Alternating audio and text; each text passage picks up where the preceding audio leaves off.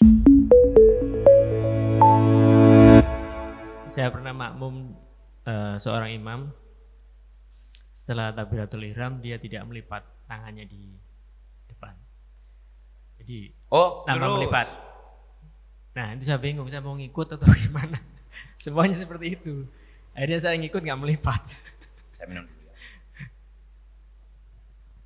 Jadi tidak bersendakap itu loh, Tat. Ya. Jadi hukumnya gimana, Tat? Nanti Pak Gatot sudah haji ya belum ya? Nanti kalau kita di Mekah itu akan banyak nemuin hal-hal yang fikihnya beda dengan kita. Cara sholat fikih ya. Jadi takbir pun kan gini. Imam fikih yang tercatat itu kan imam 4, betul ya?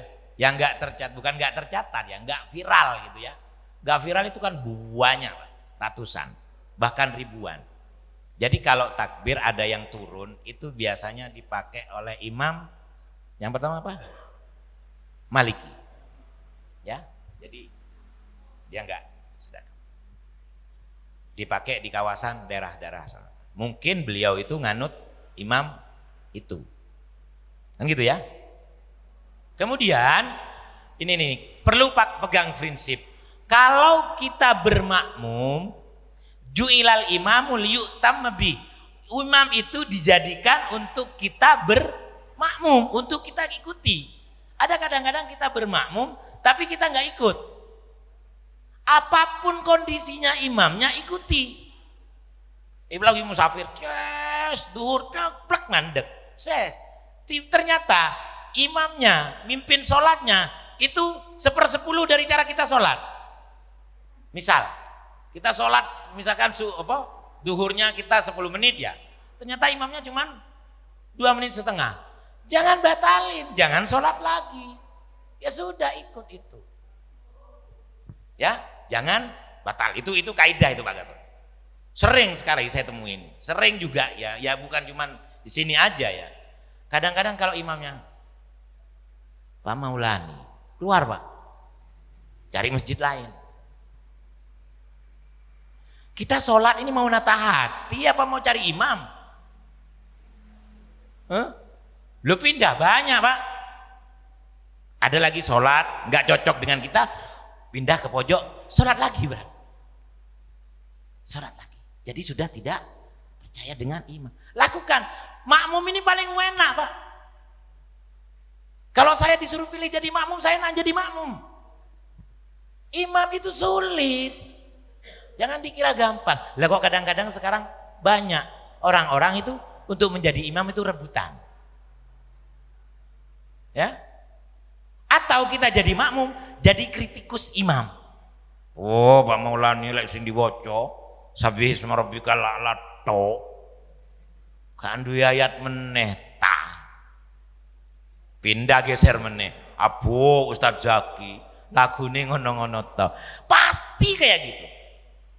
Sudah kita mau ke masjid ini tujuannya kita sholat. Sholat itu kita mengasah hati kita beribadah semuanya. Gak perlu dilihat. Oh Zul kelambini putih tok. Pas Antosa kelambini ireng tok. Kan duwe kelambi meneh ta. Padahal bajunya apa Antosa? 7 hitam semua di rumahnya. Dipakai subuhan terus. Kapok. Terus kene kadung curiga, ternyata Mas Santosa memang seneng pakai baju hitam saat sholat subuh. Ya? Jadi kunci Pak, kalau jadi makmum, percayakan semuanya pada imam. Kadang-kadang kita sholat kan pakai perasaan, betul? Betul ya? Gak perlu aku, gak sanggup aku. Jadi kita khawatir akhirnya Pak. Padahal khawatir itu bagian dari setan. Percayakan saja. Kalau memang kita merasa belum sempurna, sempurnakanlah saat kita sholat sunnah.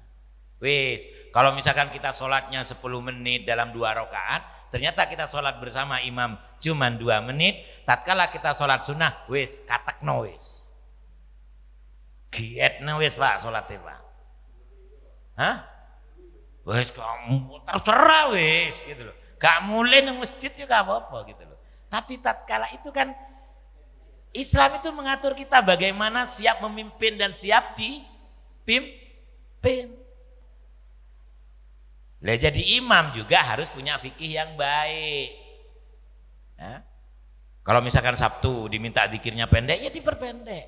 Kalau misalkan zikirnya hari apa, ada. Jadi ya kita belajar jadi wise lah. Kan pendidikan sholat ini pendidikan sempurna Pak. Ada sholat itu ada ijazahnya. Hah? SD, SMP, SMA, S1, S2, S3, profesor. Ada profesornya sholat.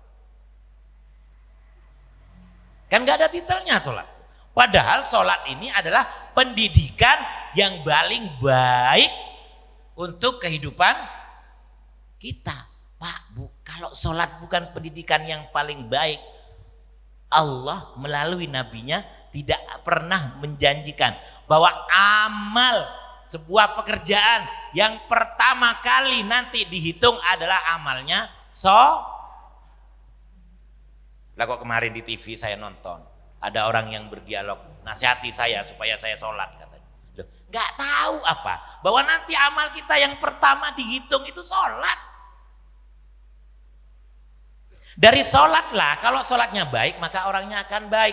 Kalau itu sholat tiap hari, ke masjid tiap hari, lah kok sering ngerasani tonggo sholat jadi kambing putih Pak. Berarti yang salah siapa? Hah? Manusianya, pribadinya. Terus kalau pribadi ini nggak baik-baik, yang salah siapa? Sholatnya di masjid babu salam terus. Ya masjidnya.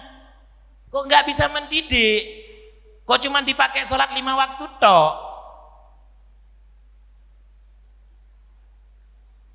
Pendidiknya aja kok nggak jadi-jadi. Ya ustadznya melok salah.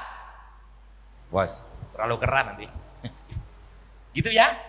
Jadi semuanya akan terus berarti maksudnya salah itu bukan berdosa. Kita mempunyai panggilan untuk terus menjadi orang baik.